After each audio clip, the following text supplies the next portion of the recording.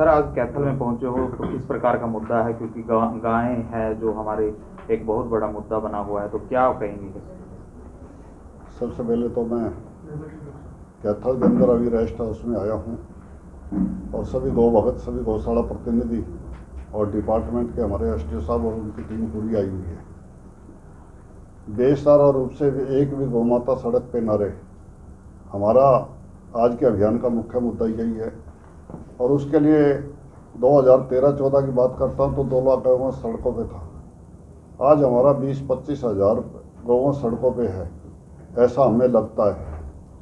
कैथल के अंदर भी देखा मैंने, पहले देखते थे तो कहीं से रास्ता निकलने का नहीं होता था, कहीं ना कहीं चौराहे पे, सड़कों पे गौवंश मिलता था। बहुत कम मात्रा में अब दिखाई दे रहा है, परंतु हमने एक संकल्प लिया है मुख्यमंत्री नायब सिंह जी सैनी के नेतृत्व में।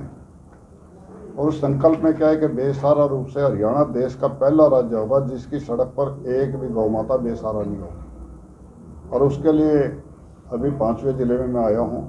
हर जिले के अंदर अच्छा उत्साह है। गौशालाओं में ग्रांट प्रॉपर जारी है, बिजली का बिल 2 रुपये यूनिट कर दिया है, रजिस्ट्री खर्चा गौशाला को 0 कर दिया है, मनरेगा से भी गौशालाएँ जुड़वा दी हैं और अन्य योजनाएं भी काफ़ी गौशालाओं के लिए लेके आए हैं। तो जिसके परिणाम है हमारे सब जगह उत्साहवर्धक माहौल है और निश्चित रूप से हम कार्यक्रम अपने कार्य में सफलता प्राप्त करेंगे। सर, गौशाला की शेड की बात की जाए, भवन निर्माण की बात की जाए, चारा और व्यवस्थागत ढांचे की बात की जाए, तो किस प्रकार से काम हो रहा है? गौशाला वालों से अगर आप पूछेंगे तो ज़्यादा बेस्ट है, क्योंकि सरकार की तरफ से पहले कोई योगदान नहीं रहता था।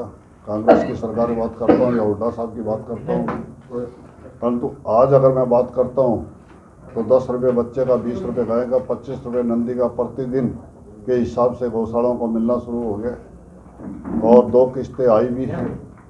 और जिन किस्तों के परिणाम स्वरूप गौशालाओं के अंदर पहले से बहुत बढ़िया व्यवस्था हो रही है। गौशालाओं में शेड की बात जो कर रहे हैं आप, हमारी गौशालाओं के लिए मुख्यमंत्री जी ने 200 शेड की घोषणा की थी।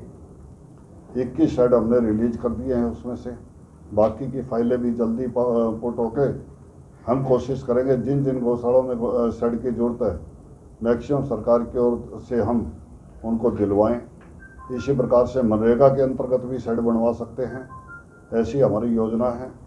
तो ये सब योजनाएं हमारी चल रही हैं। भविष्य में कौन सी योजनाएं हैं जो गौशाला से जोड़ी जाएंगी और सड़क पर गौ माता नजर ना आए?